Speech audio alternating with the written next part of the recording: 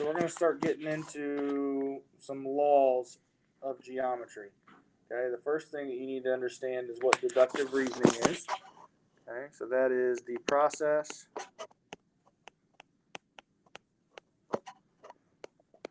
of reasoning logically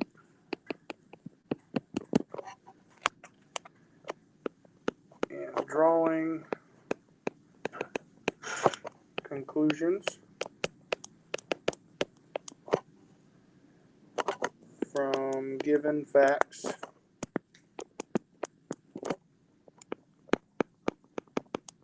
and statements.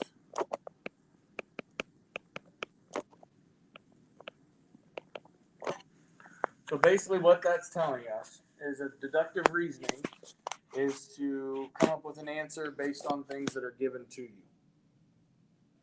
So that's kind of what we're going to get into here in the next couple of days.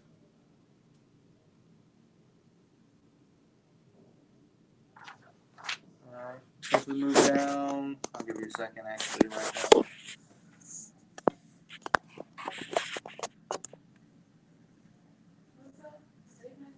Statements, yeah. Do you have a Band-Aid? I do. I'll get you one in a minute. Okay. Moving on to the next one, the law of detachment. Okay. So given a conditional statement, so if they give you a statement, if the hypothesis,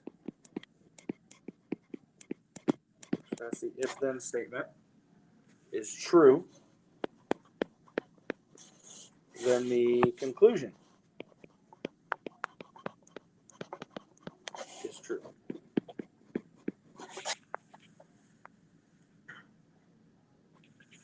So the way that they write it on the symbolic map, and you're not really going to need to know this. So if I give you a statement P, and we ask you about Q, if we know that P is true, then they use these three dots to mean this.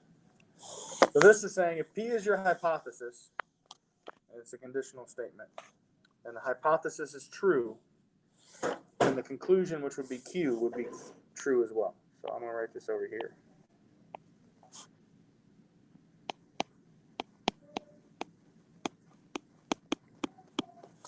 You'll see what I mean here in a second when we do a couple of examples.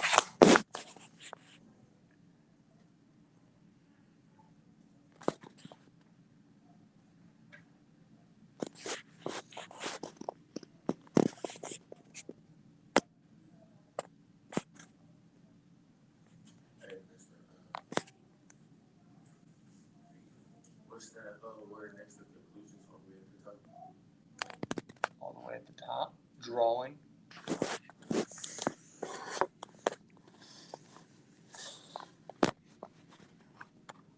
Everybody caught up? Okay. So as we move down here, it says use the law of detachment to give a valid conclusion. If not possible, write no valid conclusion. Okay, so let's look at the first one. If Mark saves $30, then he can buy a new video game. The next statement says Mark saves $30. So what can Mark do? He can buy a video game.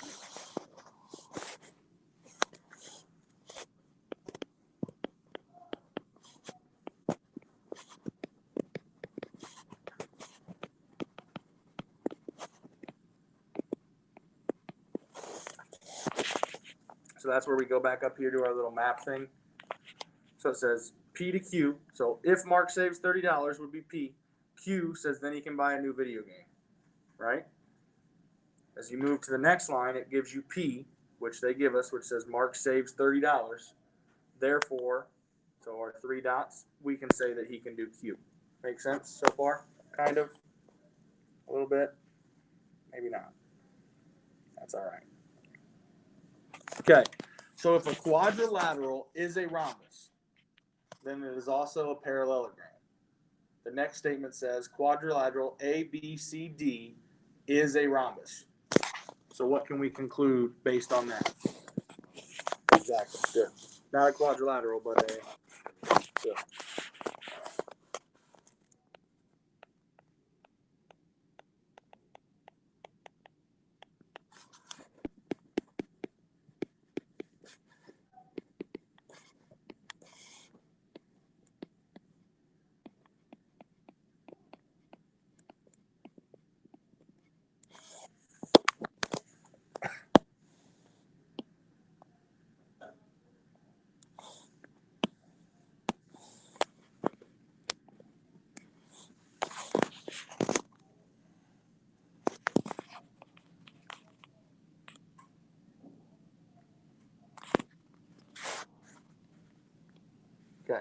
the next one is a tricky one.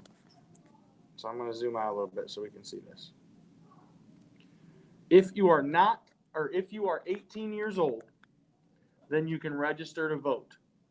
Olivia is not 18 years old. Now, I want you to look back up here where it talks about the law of detachment. Okay? Given a conditional statement, if the hypothesis is true, then the conclusion is true. So let's look down here. This is the hypothesis, right? This would be the conclusion. With me so far? Okay? Does this state that the hypothesis is true? No, right? Because she's not 18, right? So you can't make a conclusion based on that because it's not true. See what I'm saying? Does that kind of make sense? Okay, so that first statement has to be true in order to answer the second part. So for this one, we would just put no valid conclusion.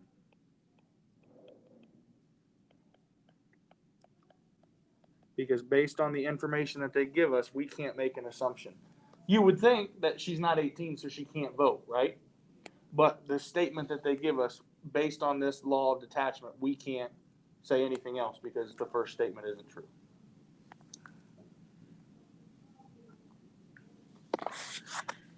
Okay.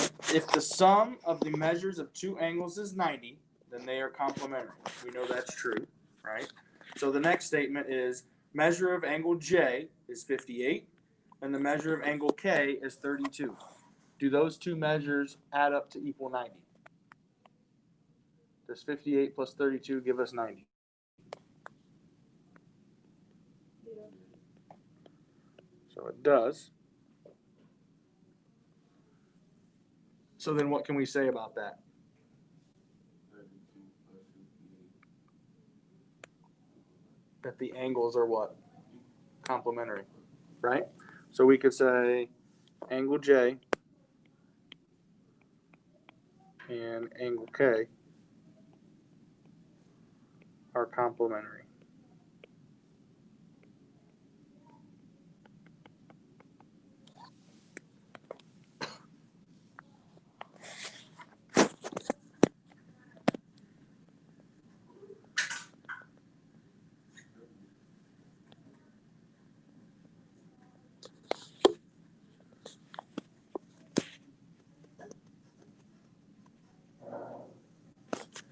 So here's another weird example for number 5. If you plan to attend prom, that's your hypothesis, right? Then you must purchase a ticket. That's your conclusion. The next statement says Sarah purchases a ticket. Does that prove that the hypothesis is true with that last statement? No, right? Because you're answering the conclusion, right? So do we have enough information for that one? No. Good.